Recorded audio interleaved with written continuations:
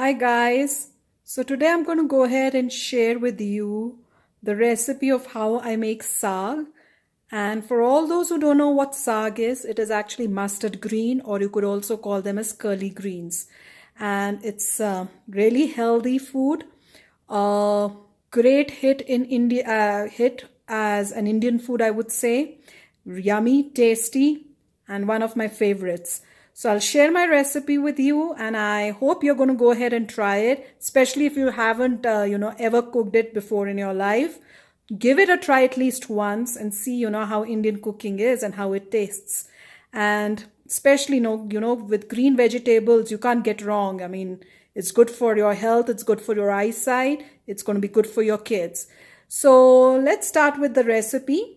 So for this, you need mustard green. And this is how these mustard greens look like, or curly greens. They're easily available in Walmart or any other, grocery store, King Super and other places. So I've taken 3 bunches of mustard green, and then I've also taken 1 bunch of spinach. That's again when, easily available in any grocery store. So the first thing is that, make sure that you wash them really well, because you don't want to have any kind of mud or, dirt in this. So I've washed it like twice and washed it really well. So now I'm going to go ahead and put my spinach and my mustard green in a cooker. I mean, if you want, you could have used knife and chopped them, but that's just extra work. It really doesn't help, because eventually we are going to be putting this in a blender. So I'm going to just go ahead and with my hands just break them into a little bit tiny pieces like that and try to fit them in the cooker, because these leaves, they are going to take a lot of space and I need to put all of them in. So once I've put all my mustard green and spinach into my cooker, I'm going to just put a little bit of water, not too much, but just a little bit of water, and close the lid and put it on top of the gas or the stove and let it cook for about 10 to 15 minutes. So guys, after putting the mustard green in the cooker for about 10 to 15 minutes, make sure once the steam of the cooker is out, you let it cool down, and after it cools down, put it in the blender, blend it, and once it's blended, this is how it's going to look like. So the consistency of your saag or the mustard green that you blended in the blender or a mixer would look like this. Once that's done, all you need to do is put it in a pan, and excuse this pan, it's quite dirty, but I mean, that's how it is with Indian cooking, it happens. So once you've put this in a pan or a kadai, we will cook it for at least 30 minutes. So I'm going to go ahead, and if it is not that it's very thick, then you can put in some water to add it, so the consistency is like this. Now I'm going to turn on my gas or stove, and in low heat let it cook for about 30 minutes minimum, because the more you cook, the better or tastier the saag is going to be. Now as it is cooking, I'm going to go ahead and add about this much, which is like 1 serving spoon of corn flour into this. Just make sure you don't put too much, because otherwise it's going to taste of flour instead of the flavor of saag. So I think this quantity should be enough, and then mix it well. So as we are cooking this for 30 minutes, even this corn flour will get cooked well. So make sure you are not putting it in the end, but in the beginning. Now once you've given it a good mix, so after adding corn flour, I'm going to go ahead and take just a little bit, so about this much of sugar, and put that in here, and once again give it a good mix. Now I'm going to take some salt and put some salt, add some salt to it. Now guys, make sure you're adding less, Because as I keep saying in my cooking, if you put less, you can always, if need be, add more. But once you add more, it's difficult to revert back.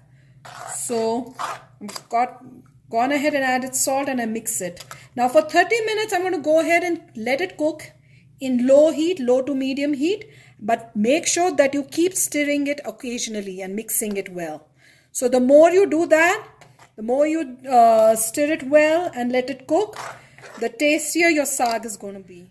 So guys, while my saag is being cooked on the other gas, I'm going to go ahead and make my tarka, or you could call it seasoning probably in English.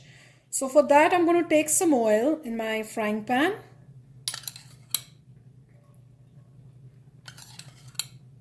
Just a couple of spoons.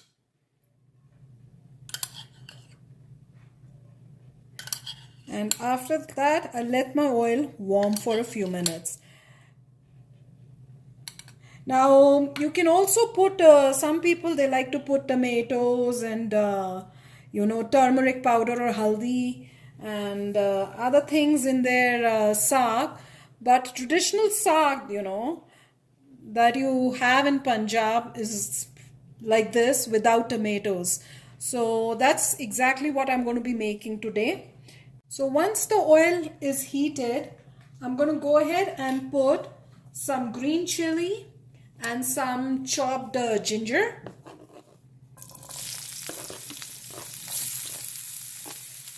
Now you can also put, ginger paste if you like.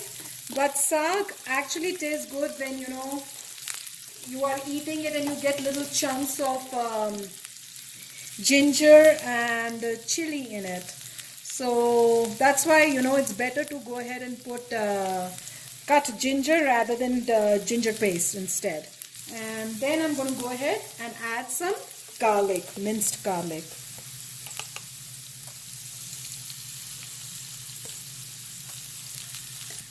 And just cook it for a few minutes. And then once my, saag is ready, I'll just go ahead and put this in my saag.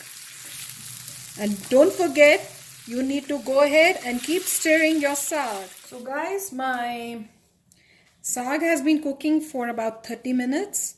And I've been stirring it occasionally. And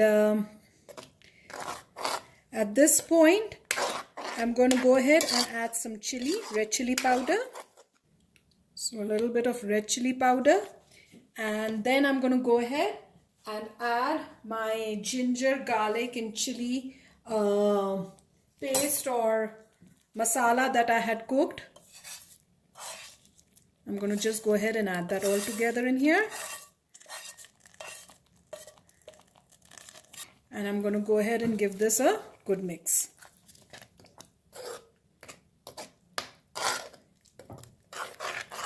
And at this point, you can, go ahead and taste it and see if the salt and other stuff is okay. If it's, the salt is less or the chili is less, you can go ahead and put your salt or your red chili powder according to your taste.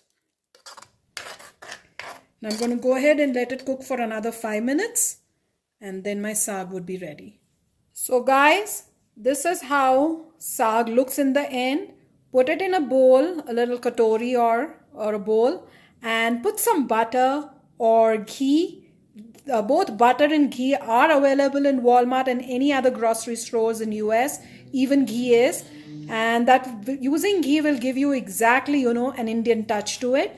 And eat it with chapatis, or if you know how to make makki ki roti, you can go ahead and eat it with traditional makki ki roti. And let me tell you guys, this is going to be the yummiest of food, Indian food, that you've ever tried. Make sure to subscribe to this channel and hit that bell icon so that it notifies you of all the new videos that I'll be posting in near future, and share it with your friends and family. So I'll come back with a new video soon. Till then, take care. Bye-bye.